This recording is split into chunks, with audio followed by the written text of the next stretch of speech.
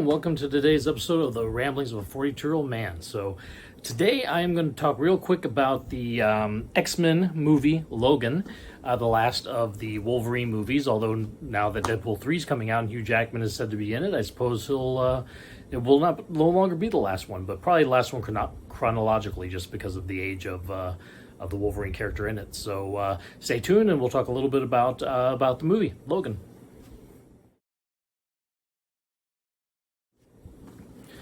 All right, so Logan kind of came out at a time James Mangold, the director, and Hugh Jackman had worked together on the previous Wolverine movie called The Wolverine, and they were kind of looking to come together again. Hugh Jackman was looking to kind of be done with the role. He'd played it in numerous X-Men movies and Wolverine movies. You know, he's played it a lot of times, so he was kind of ready to be done. And there's a story in the comics about Old Man Logan that talks about Wolverine when he's an older man, and how kind of not necessarily apocalyptic world, but kind of a kind of bleak future where he's playing Old Man Logan. So they kind of took that thought and ran with it, in a different direction. The world is not in a post-apocalyptic or anything, but the X-Men are pretty much completely gone. All that's really left at this point is Logan and Professor X, Charles Xavier, who Patrick Stewart is in the movie along with Hugh Jackman, and kind of follows them as they're going along.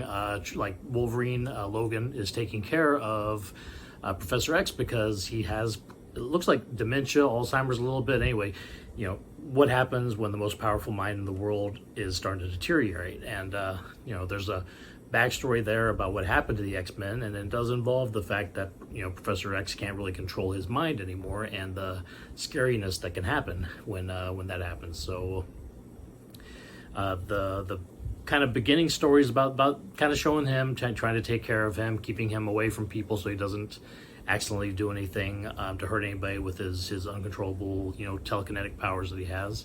Telepathic powers, I'm sorry. There's a difference. Telekinetic can move things. Telepaths can like think, manipulate things.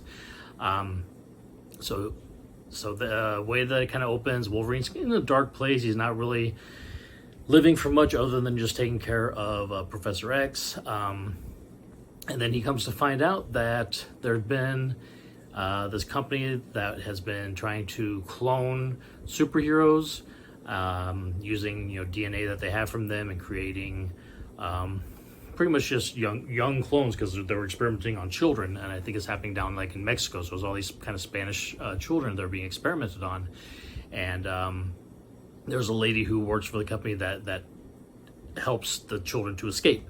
And so she kind of comes to Logan with this one child saying, hey, can you help me? I need help getting this, this girl to where she'll be safe. And he shuts it down. He wants nothing to do with it. But they end up finding him again, and the company that is after the girl ends up coming and finding him as well.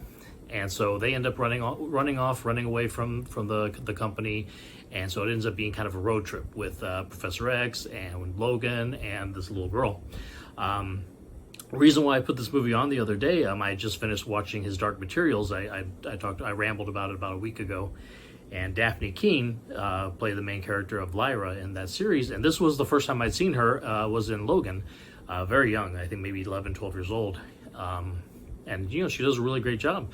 And she is the beginnings of a pretty major character in the comics of X-23, Laura Kinney, who kind of takes on the mantle of Wolverine for a number of years in the comics. So it'll be interesting to see if, when the MCU decides to bring the X-Men characters into the fold, maybe they would bring her back to be Wolverine, because I think at this point, other than having fun with Deadpool 3, I can't imagine that Hugh Jackman's going to do a whole lot more with Wolverine. So this could be a good way to kind of keep the Wolverine character going with this other version of the character that happened in the comics. So she's the actress was very young in this movie, but she's going to be, I think she's 18 this year, so she's going to be the right age to be able to maybe play that character in Marvel future movies. So we'll see how that goes. But the rest of the movie is a road trip with Wolverine and Professor X and this girl Laura.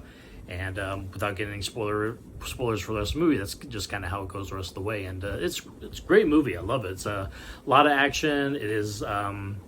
They decided to make a truly violent X-Men movie. It is rated R, and you can tell the claws that Wolverine has. you're seeing them cut people up. So it's very very bloody, very rough language. Wolverine definitely has some rough language in this, but it's kind of fun to see a grown-up version of the X-Men character, and see how far they kind of push the limits on things. But the story itself is what's great. I mean, by the end of the movie, I think I say this with a lot of movies I seem to be watching recently, it tugs on those heartstrings and you can be crying by the end of the movie. But good, lots of fun, a great send-off for that character, that version of the character, the Hugh Jackman Wolverine. I'm interested to see what they do with Deadpool 3, if it's somehow a continuation of this character, or if it's happens to be multiverse stuff, or Deadpool 2 involved a lot of time travel. We'll see how Hugh Jackman is brought back into the fold with Deadpool 3 and how it goes. Again, I don't know that it's the beginning of him coming back for a long period of time, but it'll be fun to see him again in the role in the movie. I love Hugh Jackman, and he did amazing with the character of Wolverine over 20 plus years. So that's Logan by James Mangold directing. Believe you can find it, if it's not on Disney Plus, it's probably on Hulu, because I think the Disney Plus tries to put any of their harder rated stuff over onto Hulu at this point. If not, I'm sure it's on some sort of streaming service, or you can rent it on Amazon Prime at any time. But it's a good one. Definitely more adult leaning than maybe most of the X-Men movies are, but very good, very fun. Great acting by Hugh Jackman, Patrick Stewart, and Dafne Keen playing this young character as well. So thank you for listening to me ramble today, and we'll be back later to talk about something else. Thank you very much.